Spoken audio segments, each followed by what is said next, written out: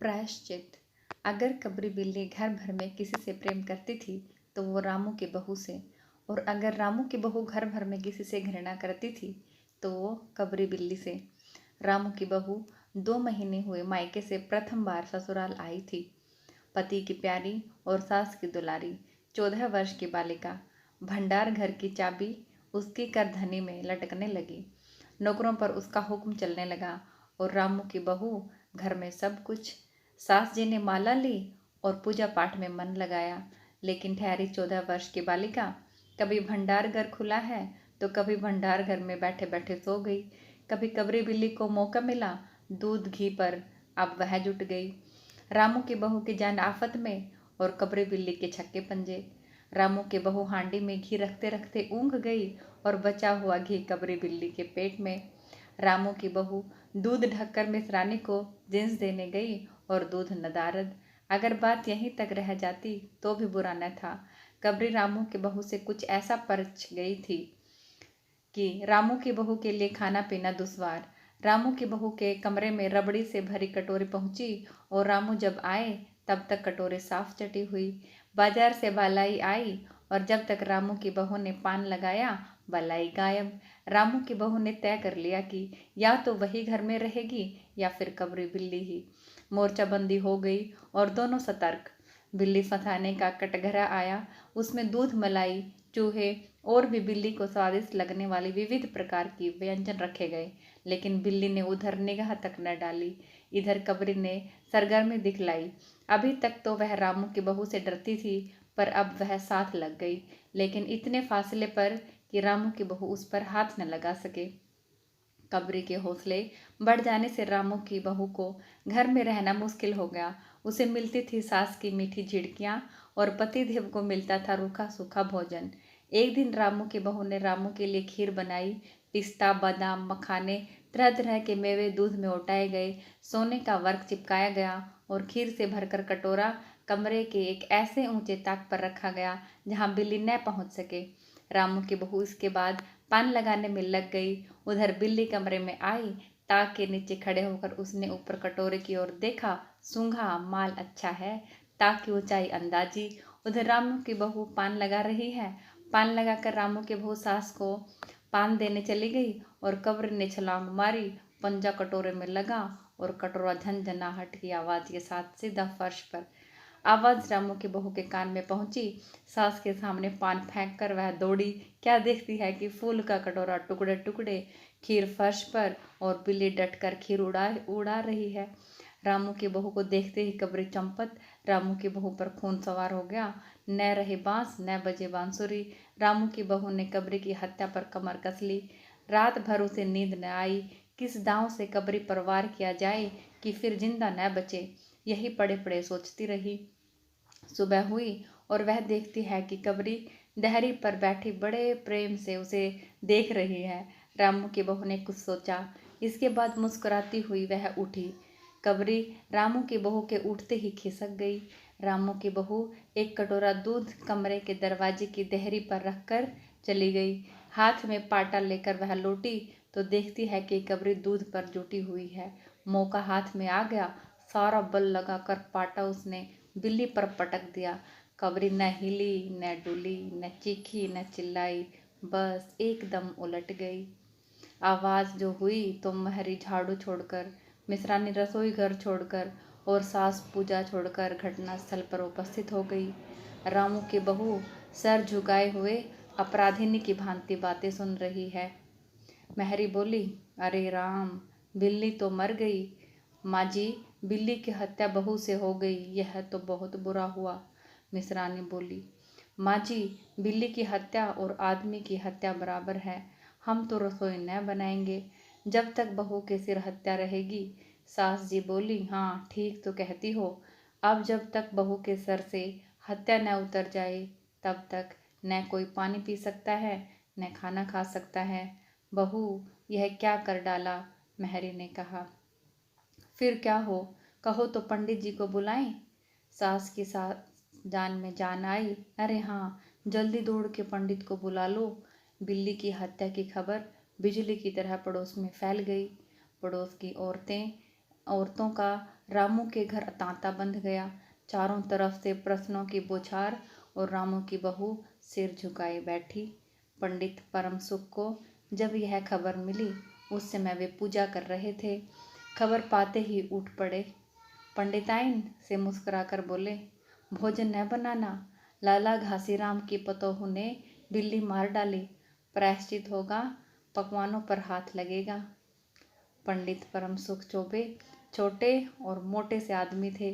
लंबाई 4 feet 10 inch और तोंद का घेरा 58 इंच। चेहरा गोल मटोल, मूछें बड़ी बड़ी, रंग गोरा, चोटी कमर तक पहुंचती हुई। कहा जाता है कि मथुरा में जब पंसेरी खुराक वाले पंडितों को ढूंढा जाता है तो पंडित परम सुख जी को उस लिस्ट में प्रथम स्थान दिया जाता था। पंडित परम सुख पहुँचे और कोरम पूरा हुआ। पंचायत बैठी। पंचायत में सास जी, मिश्रानी, किस्नों की माँ, छन्नू की दादी और पंडित परम सुख। बाकी स्त्रियां बहू से सहानुभूति प्रकट कर रही थी। किस्नों की माँ ने कहा, पंडित जी, बिल्ली की हत्या करने से कौन सा नरक मिलता है? पंडित परम सुख ने पत्रा देखते हुए कहा, बिल्ली की हत्या अकेले से तो नरक का नाम नहीं बतलाया जा सकता। वह मुहूर्त भी मालूम हो जब बिल्ली की हत्या हुई, तब नरक का पता लग सकता है। यही कोई 7 बजे सुबह है, मिश्रानी जी ने कहा। पंडित परम सुख ने पत्रे के पन्ने उल्टे, अक्षरों पर उंगलियां चलाई, माथे पर हाथ लगाया और कुछ सोचा। चेहरे पर धुंधलापन आया, माथे पर बल पड़े, नाक कुछ सिकुड़ी और स्वर गंभीर हो गया। हरे राम, हरे कृष्णा, बड़ा बुरा हुआ। प्रातःकाल ब्रह्म मुहूर्त में बिल्ली की हत्या घोर कुंभीपाक नरक का विधान है। रामू की माँ, यह तो बड़ा बुरा हुआ। रामू की माँ की आंखों से आंसू आ गए। तो फिर पंडित जी, अब क्या होगा, आप ही बतलाएं।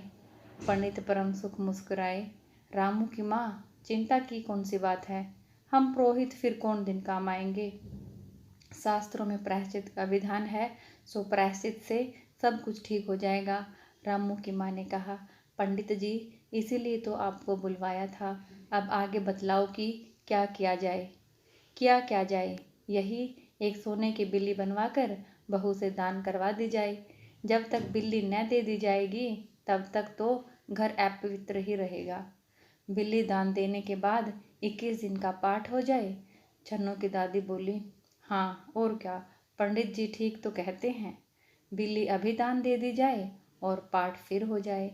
रामू की माँ ने कहा, तो पंडित जी, कितने तोले की बिल्ली बनवाई जाए?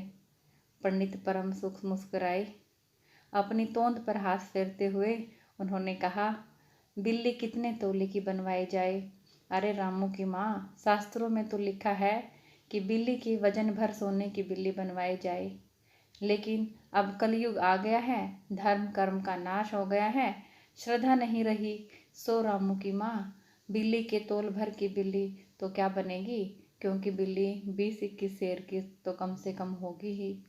हाँ, कम से कम 21 तोले की बिल्ली बनवा के बहू के हाथों दान करवा दो, और आगे तो अपनी अपनी श्रद्धा।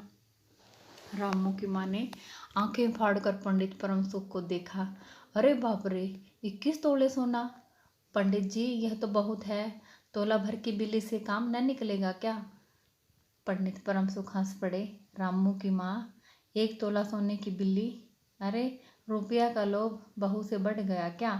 बहू के सिर बड़ा पाप है, इसमें इतना लोभ ठीक नहीं।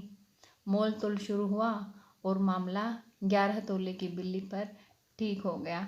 इसके बाद पूजा पाठ की बात आई।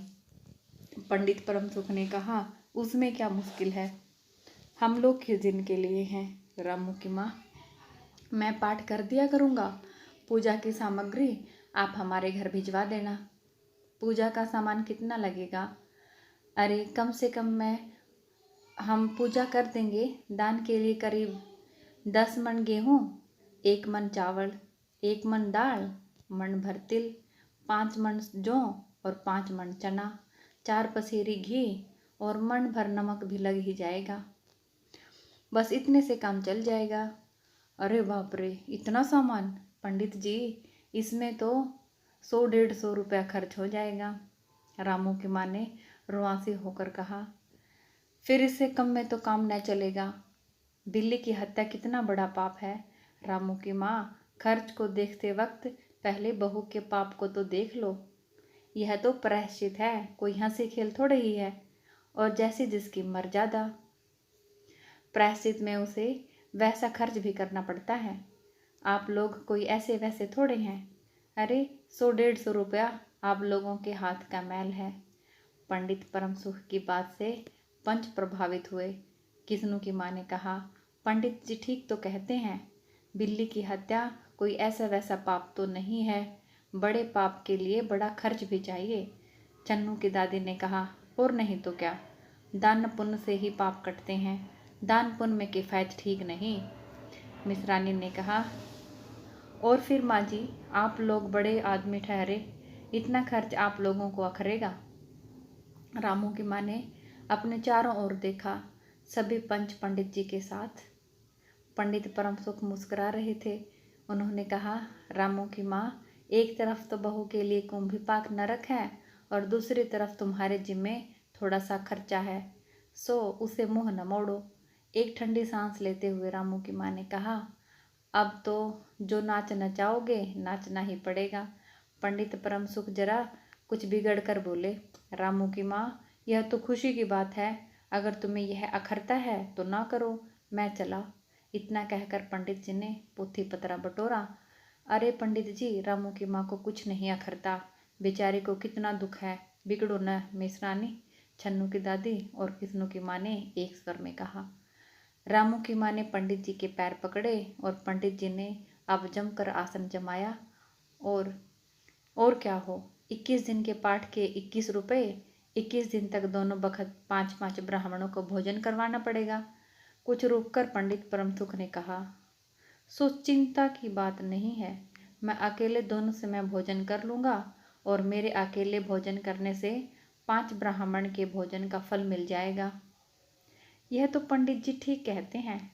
पंडित जी की तोंद को तो देखो, मिश्रानी ने मुस्कुराते हुए पंडित जी पर व्यंग्य किया।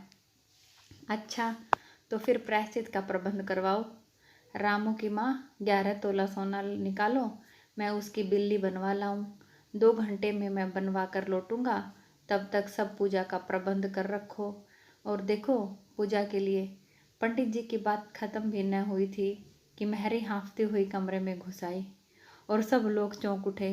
रामू की माँ ने घबरा कर कहा, अरे क्या हुआ री? महरी ने लड़खड़ाते स्वर में कहा, माँ जी, बिल्ली तो उठकर भाग गई। रामू की माँ की जान में जान आई। पंडित परम सुख की क्या प्रतिक्रिया रही होगी, ये आप कमेंट करके बताना। और साथ ही like, share and subscribe. Thank you.